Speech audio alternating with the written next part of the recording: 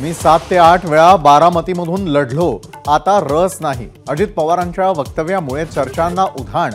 बारामतीतून अजित पवारांऐवजी जय पवार विधानसभेसाठी मैदानात उतरणार असल्याची जोरदार चर्चा।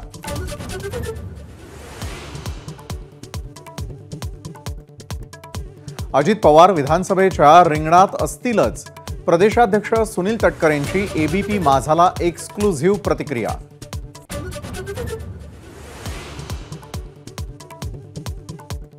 मंत्रिमंडळाच्या बैठकीत वाद झाल्याच्या बातम्या खोट्या, हा विरोधकांकडून बदनामी करण्याचा प्रयत्न, अजितदादांचा आरोप।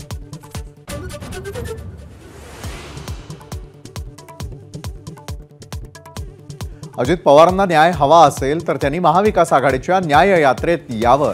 एबीपी माझाशी बोलताना संजय राऊतांची दादांना ऑफर।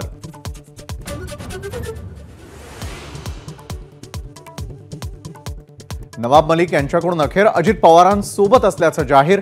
मलिकांच्या एक्स पोस्टच्या प्रोफाईलमध्ये घड्याळाचं चिन्ह।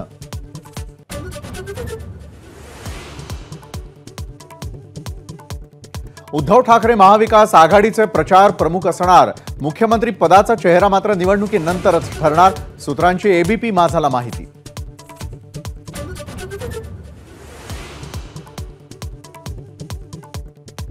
₹1500 देऊन सरकारनं बहीण भावाच्या नात्याचा व्यवहार केला। सुप्रिया सुळेंची लाडकी बहीण योजनेवरून टीका, तर योजनेमुळे मोठ्या ताईंना पोटदुखी, चित्रा वाघ यांचं प्रत्युत्तर।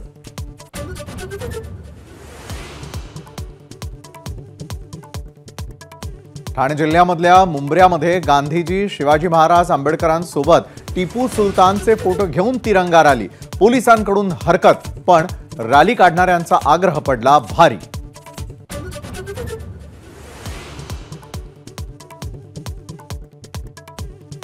कोलकाता बलात्कार प्रकरणी सीबीआयच्या तपासाला वेग। रुग्णालयामधील 4 वरिष्ठ डॉक्टरांना चौकशीसाठी पाचारण।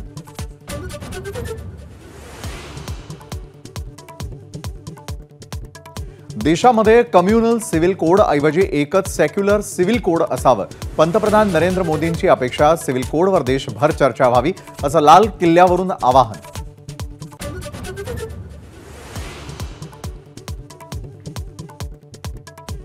स्वातंत्र्य दिनाच्या कार्यक्रमामध्ये राहुल गांधींना 5व्या रांगेत बसवल्यानं काँग्रेसचा आक्षेप, तर ऑलिम्पिक पदक विजेत्या खेळाडूंना पुढच्या रांगेत बसवल्यानं राहुल गांधी मागच्या रांगेत, संरक्षण मंत्रालयाचं स्पष्टीकरण।